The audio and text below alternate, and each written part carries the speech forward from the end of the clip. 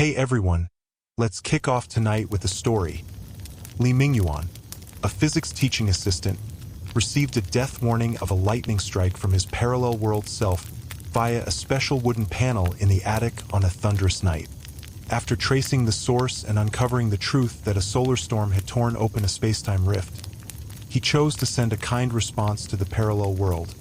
And in the end, this cross-space-time kindness left a hopeful echo in the form of a faint signal. So, before you get settled in, take a second to like this video and hit that subscribe button, but only if you truly love what I'm doing here. And drop a comment telling me where you're tuning in from and what time it is for you right now. It's always fascinating to see people from all over the world joining us. The autumn rain in Shanghai always carried a cloying damp chill, like waterlogged cotton while clinging relentlessly to one's skin. As Lee Mingyuan climbed the creaking wooden stairs to the attic, the hem of his clothes still held the fallen leaves of the parasol trees at the alley mouth. He had gone out to buy radio parts just now, only to be caught in this sudden downpour. Beads of rain crashed onto the bluestone pavement, splashing fine sprays of water that, mixed with the clanging of a distant tram, wove a noisy net in the twilight of the 16th year of the Republic of China. The attic was a storage room left by the previous homeowner. Since Lee Mingyuan had rented this old Shikumen house half a year ago, he had scarcely set foot in it. The air was thick with the smell of dust and old wood. Sunlight never truly illuminated the corners here. Only a few small windows veiled in cobwebs let in a sliver of dim daylight, stretching the shadows of the wooden crates, wicker baskets, and scattered furniture piled in the corners into crooked shapes. It must be the effect of the solar storm, Lee Mingyuan muttered to himself, wiping the rain from his face. As a teaching assistant in the physics department of St. John's University, his obsession with radio had long exceeded the bounds of a hobby. His desk drawers were stuffed with homemade coils and vacuum tubes. A biography of Marconi sat by his bedside, and even his weekends were mostly spent tinkering with an old telegraph machine he'd bought at an auction. The machine was modified from parts of an abandoned suburban radio station. Its outer casing was heavy cast iron, covered in rust, with only a dark red wooden panel remaining intact, carved with intricate grain patterns like some naturally formed totem. 3 days prior, the observatory had issued a solar storm warning. This rare astronomical phenomenon severely interfered with radio communications. Lee Mingyuan's main equipment had failed to pick up any normal signals for 2 consecutive nights, filled instead with jumbled static noise. He thought of this backup machine in the attic. The previous homeowner had also seemed to be a radio enthusiast, leaving behind a lot of equipment when moving. Perhaps this old telegraph machine could catch some unusual signals during the solar storm? Hoping for the best, Lee Mingyuan found a power outlet in the corner. The wires in the attic were long-aged, and he carefully plugged in the connector. On the dark red wooden panel, a small vacuum tube suddenly lit up with a faint green glow, like a pair of eyes that had slumbered for ages slowly opening. The rain grew heavier, thunder rolling in the clouds, sometimes dull as a drum, sometimes shrill as a whistle. Lee Mingyuan put on his headphones and adjusted the tuning knob. At first, only the rustle of rain came through the headphones, followed by the low-frequency hum characteristic of a solar storm. Beyond that, there was nothing. He was about to turn off the machine and go downstairs for a cup of hot tea when suddenly, a clear click-click-click sound drifted into his ears through the headphones. The sound was steady, perfectly timed between the claps of thunder, as if someone was tapping something gently with their fingertips far away. A signal. Lee Mingyuan's heart tightened, and he immediately grabbed a pen and paper, starting to record instinctively. As a radio enthusiast, Morse code was etched into his bones, each dot and dash corresponding to a clear letter, translating into words without conscious thought. Click, click, click, click, Lee. When the first character appeared, Lee Mingyuan's fingers paused. It was his surname, nothing out of the ordinary. But as the subsequent code continued to come through, his breath quickened, and his hand holding the pen began to tremble uncontrollably, the nib scratching messy marks on the paper. Lee, Ming, Yuan. When the full name leapt onto the page, a cold sweat broke out on Li Mingyuan's back in an instant. Ming written with the radical for cry, Ming, instead of bright, Ming.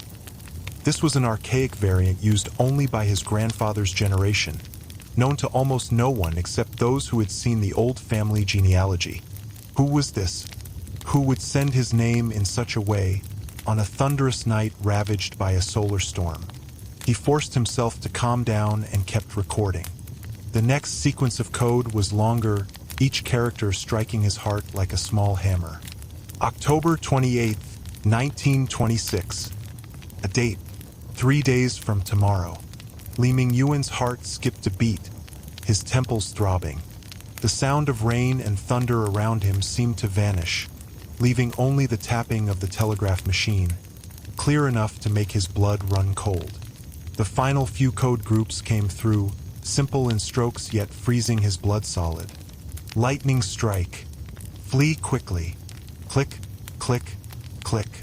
After the last tap, silence fell again in the headphones, leaving only the hum of the solar storm and the sound of wind and rain outside the window. The vacuum tube on the telegraph machine had flickered out at some point, the dark red wooden panel a silent face in the dimness. Li Mingyuan collapsed onto the floor, the paper in his hand fluttering to the ground. The writing on it was smudged by the sweat from his palms, yet still legible. Li Mingyuan, Li Mingyan. October 28th, 1926. Lightning strike. Flee quickly. He jumped to his feet and rushed to the telegraph machine, checking it repeatedly. The antenna was connected properly, the power supply stable, the tuning knob unshifted, but no matter how he adjusted it, he heard no more signals. Everything that had just happened felt like an absurd hallucination. Yet the writing on the paper, the precise name, date, and warning were painfully real. A prank? He muttered, trying to convince himself with reason.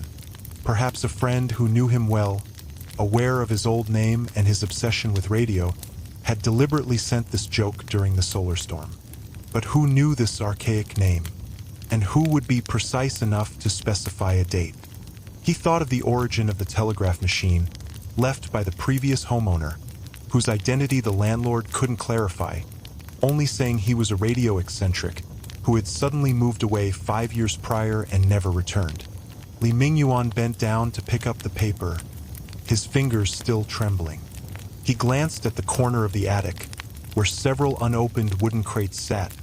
Perhaps they held some clues? But at that moment, he had no courage to touch those dust-covered relics. Thunder boomed outside again, the deafening roar shaking the attic's wooden beams, as if something was staring at him from the darkness. He turned off the power, pulled out the plug, and fled down the stairs as if running for his life. The living room was bathed in dim, warm light, a stark contrast to the attic's coldness. Yet Li Mingyuan's heart felt wrapped in the attic's chill, unable to warm up for a long time. He sat on the sofa, picked up the already cold tea on the table, and drank it in one gulp. The bitterness of the tea slid down his throat, but it did nothing to dispel the fear in his heart.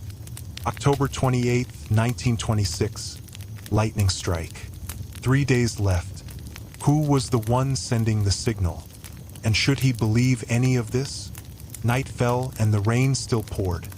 Li Mingyuan lay in bed, tossing and turning, the telegraph machine's click, click, click echoing constantly in his ears like an unshakable curse. When he closed his eyes, he saw the paper with the warning, the dark red wooden panel in the attic, and the mysterious grain patterns on it. It was destined to be a sleepless night for him. The next morning, the rain stopped. Sunlight streamed through the gap in the curtains, casting a bright patch on the floor. Li Mingyuan sat at his desk with heavy dark circles under his eyes. The paper with the warning spread out before him. As a physics teaching assistant trained in rigorous science, he had always believed that every phenomenon had a rational explanation. His experience the night before might have been a device malfunction caused by the solar storm, making the telegraph machine pick up jumbled signals, and he, exhausted, had hallucinated seeing his own name? To test this hypothesis, he went to the university laboratory bright and early. The lab was filled with all kinds of precision instruments, the air thick with the smell of alcohol and metal. He took apart his telegraph machine, inspecting the coils, vacuum tubes, and tuner one by one, even using an oscilloscope to detect the signal output. "How's it going, Mingyuan? Anything wrong with the equipment?" Chen Mo, a colleague who was also a radio enthusiast, walked over with a cup of coffee. The two often discussed technical issues together. Li Mingyuan shook his head, his brows furrowed. "All the parts are fine, and there's no aging or short circuit in the wiring. The signal last night didn't sound like noise from a device malfunction. Could it be human interference, then?" Chan Mo sat down beside him, pointing at the waveform on the oscilloscope. During a solar storm, radio frequencies are chaotic, and some pranksters take the chance to send fake signals. Unlikely. Li Mingyuan handed the paper with the warning to Chan Mo. "Look at the way the name is written, Ming with the cry radical Ming, instead of bright Ming. Almost no one knows this except my family. Besides, the date and warning are too specific to be a random prank." Chan Mo took the paper and studied it carefully, his expression turning serious. "October 28th, 2 days from now. What on earth does the sender want?" "I want to trace the source of the signal." Li Mingyuan opened a thick notebook filled with the call signs of all known radio stations in Shanghai and the surrounding areas. "When I received the signal last night, I was tuned to 400 kilohertz, a frequency usually used by amateur radio stations. I want to check if any other stations picked up a similar signal on this frequency at the same time last night." The two got to work immediately, consulting the communication logs of the Radio Association, contacting amateur enthusiasts in nearby cities, and even sending telegrams to radio clubs in Nanjing and Hangzhou. But after an entire day, the result was disappointing. Not a single station had received a Morse code signal containing the name Li Mingyuan, Li Mingyan, and the warning on the same frequency at the same time the night before. "The signal seems to have been sent directionally." Chen Mo stroked his chin, deep in thought. "Targeted solely at you." A chill rose in Li Mingyuan's heart again. Directional transmission. It required extremely precise technology, far beyond the capability of an ordinary amateur enthusiast. Unless the sender was right beside him or knew his situation inside out. He suddenly thought of the dark red wooden panel on the telegraph machine. The wood was unusual, with fine grain and a smooth, jade-like texture, unlike ordinary timber. Moreover, there was a strange mark on the panel, as if scorched by lightning, an irregular branch-like pattern in dark brown streaked with a faint charred black. Was that panel there originally? Chen Mo noticed his gaze and asked. "Yeah, it was left by the previous homeowner," Li Mingyuan recalled. "When I modified the telegraph machine, I thought the panel felt good, so I kept it. I always thought it was just ordinary hardwood, but now that I think about it, it might be something special. Should we get it tested?" Chen Mo suggested. "The university's chemistry lab can analyze the wood's composition and see what kind of material it is." Early the next morning, Li Mingyuan took the wooden panel to the chemistry lab. A lab technician ground a small sample of the panel into powder for spectral analysis and elemental testing. A few hours later, the results came out, shocking everyone. Teaching assistant Li, "The composition of this wood is strange." The technician pointed to the test report. "It contains large amounts of silicon and iron, which is impossible in ordinary wood. Furthermore, its microstructure is extremely special, like a combination of crystals and wood fibers, somewhat like a natural frequency resonator." "A frequency resonator?" Li Mingyuan's heart stirred. "You mean it can amplify or lock onto specific frequency signals?" "That's right," the technician nodded. "Materials with this structure are highly sensitive to electromagnetic waves and could theoretically act as a frequency anchor to receive and amplify signals of specific frequencies. We also detected trace amounts of radioactive elements in the sample. Though the dosage is low, it further indicates that this wood has an unusual origin. Li Mingyuan held the test report and walked out of the lab, his emotions a jumble of complexity. This seemingly ordinary wooden panel was actually a natural frequency resonator. Did that mean the signal the night before had been precisely transmitted to his telegraph machine through this panel? He decided to investigate the abandoned radio station. The telegraph machine's parts came from the LN27 station in the suburbs. Perhaps he could find some clues there. In the afternoon, Li Mingyuan rode his bicycle along the muddy country road to the suburbs. The station stood on a small hill, overgrown with weeds. From a distance, only a few dilapidated brick walls and rusted iron frames remained, like the skeleton of a giant, stark against the autumn sun. He pushed open the half-closed iron gate and stepped into the station ruins. The ground was strewn with broken glass, rusted parts, and rotting planks, the air thick with the smell of rust and mildew. He searched carefully, hoping to find clues related to the wooden panel or information about the former station operator.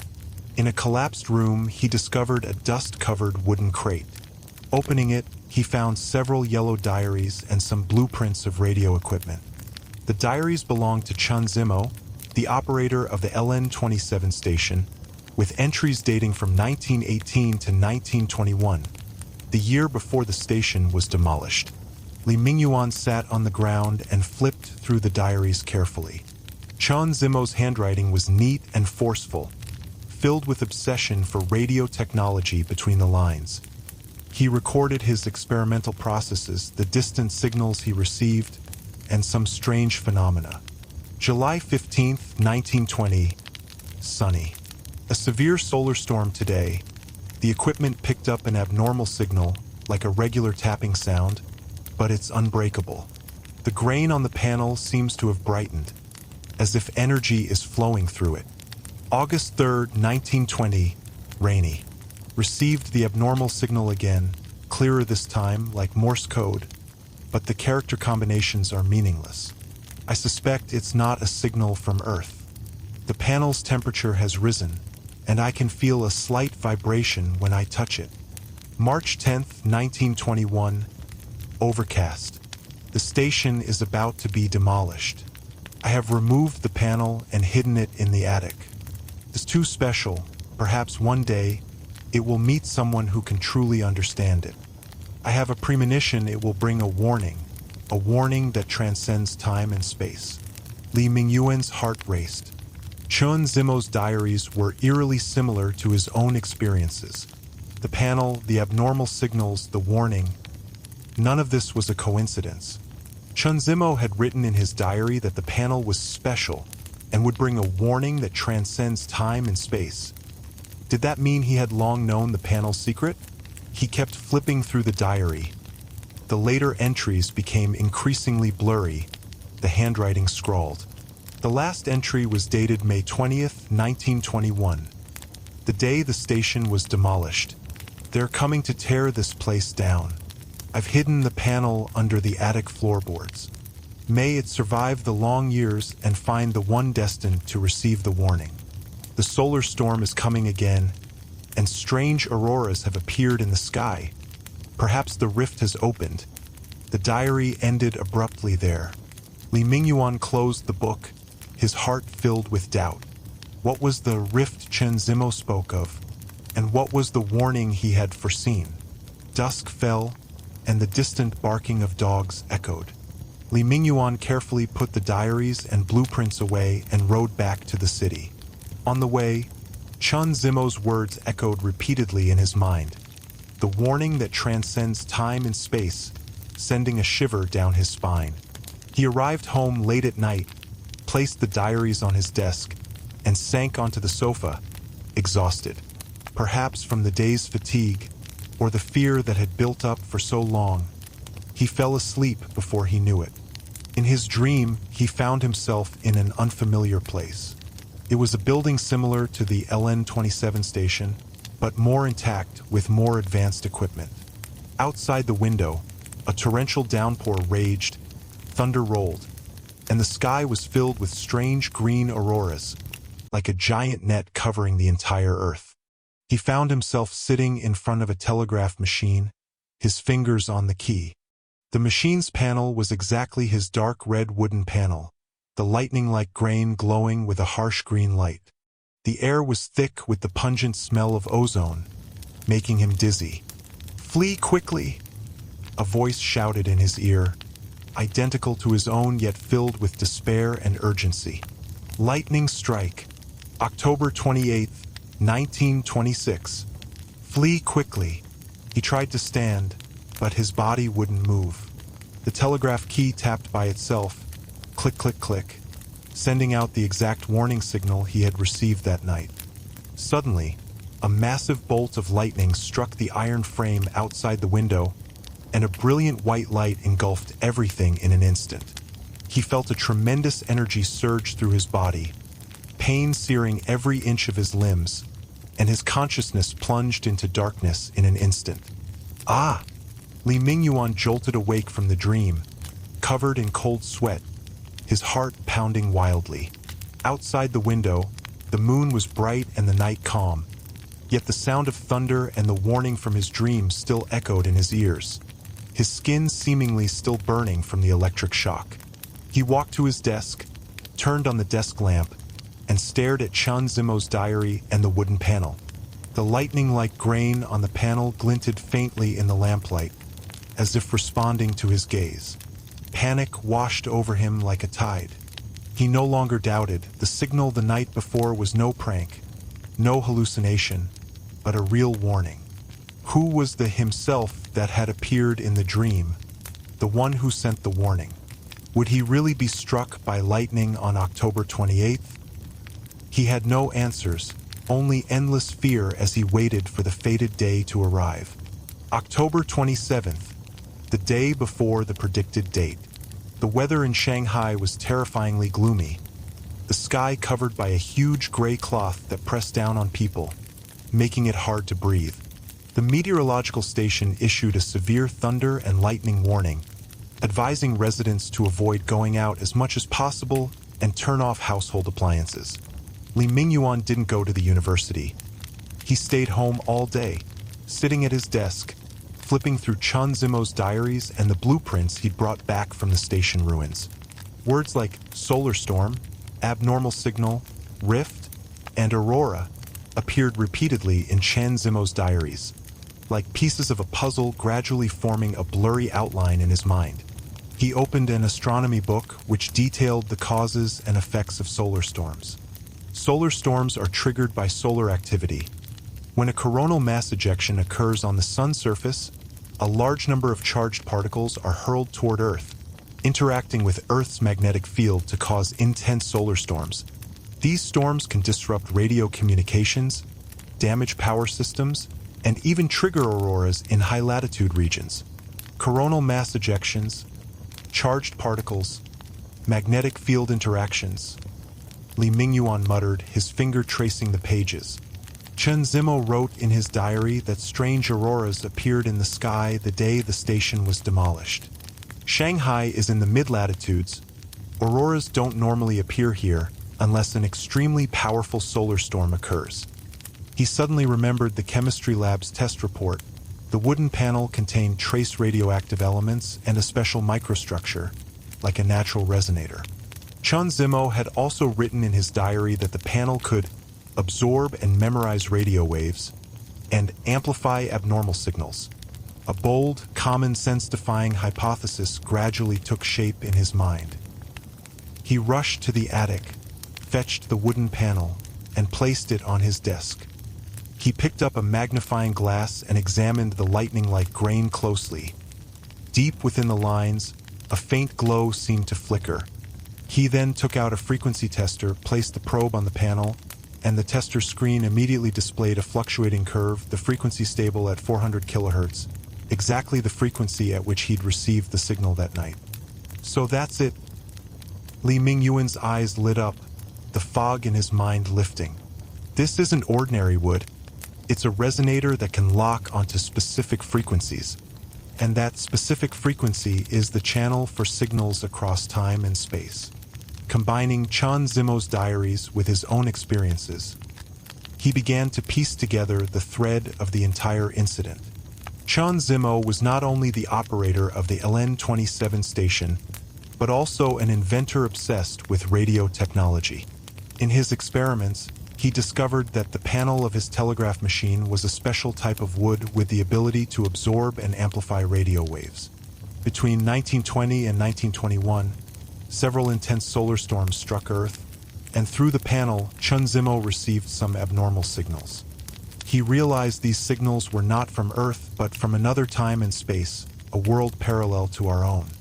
On May 20th, 1921, an extremely rare and powerful solar storm occurred. Its intensity far exceeded any before, tearing a tiny space-time rift between the two parallel worlds. Chan Zimo foresaw the danger and the panel's destiny. He hid it under the attic floorboards, hoping it would find the one destined to receive the warning in the future. Shortly after, the station was demolished, and Chan Zimo's whereabouts became unknown. Perhaps he had perished in the solar storm. 5 years later, Li Mingyuan rented the house and discovered the telegraph machine and panel in the attic.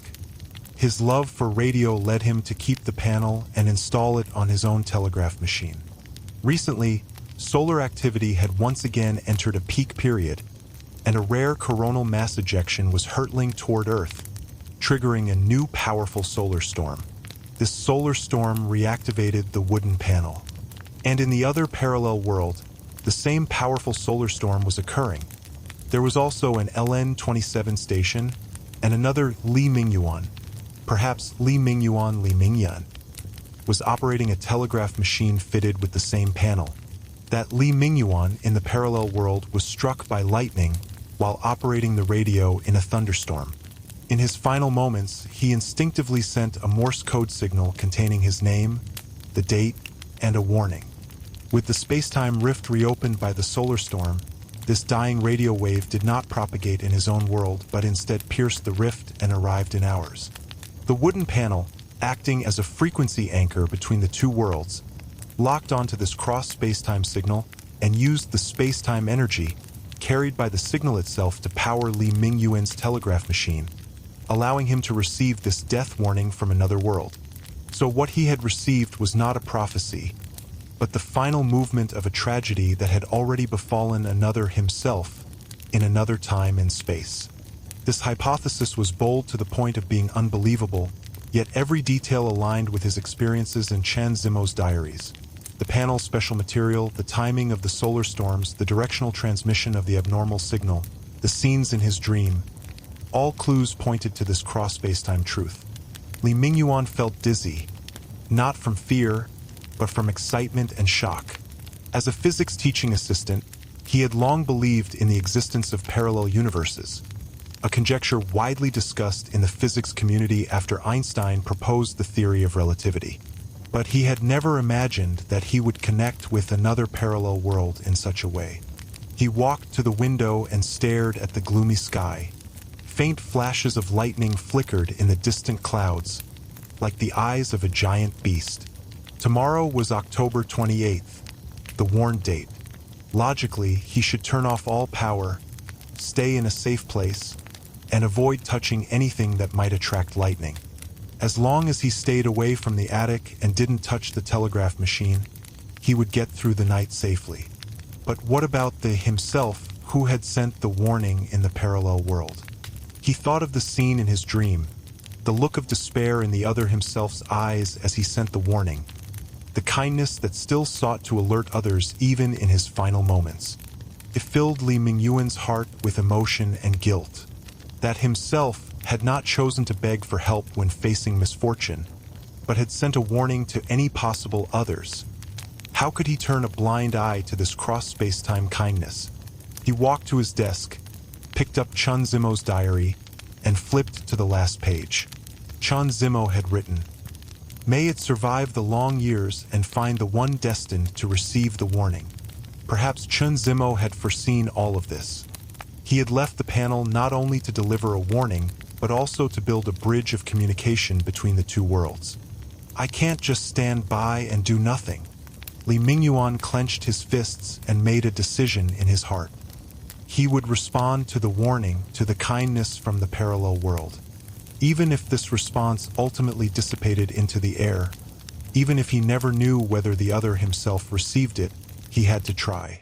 He began to prepare. He reassembled the telegraph machine and placed it on his desk, ensuring all parts were working properly. He fetched his spare batteries. Though he knew the cross-spacetime signal didn't require an external power source, he still wanted to be fully prepared. He also placed a glass of water and some food at his desk, ready to stay up all night. Night fell, and lightning in the sky became more frequent, thunder louder. The downpour arrived as expected, beads of rain crashing against the window panes with a crackling sound, like accompaniment to the impending storm. Li Mingyuan sat at his desk, turning off all the lights in the room, leaving only the faint green glow of the vacuum tube on the telegraph machine. He put on his headphones, placed his fingers on the telegraph key, and waited for the familiar signal. Time passed second by second, each second feeling as long as a century. His heart beat faster, sweat beading on his palms, yet his gaze was unusually firm. Finally, at midnight sharp, the familiar click-click-click sound came through the headphones. Li Mingyuan, October 28, 1926, lightning strike, flee quickly.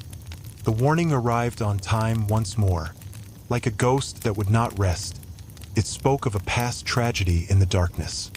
Li Mingyuan took a deep breath and gripped the telegraph key tightly. He called upon all his knowledge of parallel universes and frequency resonance, recalling the despair and kindness he had felt in the dream. Then, with all his will, tapped out a response, one click at a time. Received. Thank you. Stay alive. Each character carried his sincerity and hope. He had no idea where this message would go. Perhaps it would sink like a stone in the ocean, eliciting no response. Perhaps it would follow the not yet fully closed space-time rift back to the moment before the tragedy in that other world, giving the other himself a glimmer of hope to survive. The moment he stopped tapping, an unprecedentedly huge bolt of lightning struck outside the window, illuminating the entire night sky. The light was so bright that Li Mingyuan closed his eyes instinctively. A deafening clap of thunder followed, swallowing all sound, as if the entire world was trembling. When he opened his eyes again, the vacuum tube on the telegraph machine had gone out, and silence fell once more in the headphones. He picked up the wooden panel and found that the lightning-like grain had faded a little, the warm texture gone, turning cold and ordinary, like a piece of truly plain wood. The space-time rift had probably closed. Li Mingyuan stood up and walked to the window.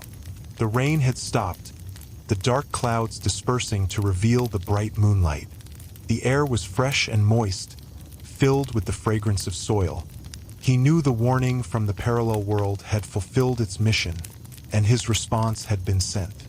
As for whether the other himself in the parallel world had received his response and changed his fate, he would never know. But he had no regrets about his choice, for he had responded to that cross-space-time kindness in his own way.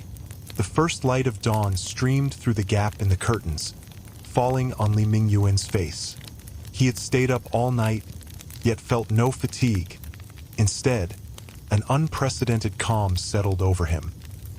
He walked to his desk and stared at the now silent telegraph machine and the wooden panel that had turned ordinary, his heart a mix of emotions. The experience of the night before was like an absurd dream, yet real enough to be etched into his bones. He picked up the panel and examined it closely. The once mysterious lightning-like grain was now blurred, the material losing its former warmth and turning hard and cold. The radioactive elements and special microstructure detected by the chemistry lab seemed to have vanished with the closing of the space-time rift. It was now just an ordinary wooden panel, carrying the memory of a cross-space-time encounter. Li Mingyuan placed the panel gently on the bookshelf, next to Chan Zimo's diaries. He knew this experience would be forever cherished in his heart, a priceless treasure in his life. In the morning, Chen Mo called to ask about his night. Li Mingyuan held nothing back, telling him his hypothesis and his response the night before in full. A cross-space-time signal? Another yourself in a parallel world. Chen Mo exclaimed on the other end of the line. Mingyuan, you're not joking, are you? This is incredible. I know it sounds absurd, but it's the only answer that explains all the doubts. Li Mingyuan said calmly. The panel has returned to normal, just like a regular piece of wood. Perhaps the space-time rift has closed, and will never receive signals from that world again. There was a long silence on the other end. Then Chen Mo's voice came. Whether it's true or not, I admire your courage. If it were me, I might have just hidden instead of responding proactively. I just think that cross-space-time kindness deserves a response. Li Mingyuan looked out at the sunlight. That myself thought not of himself in his final moments, but of warning others.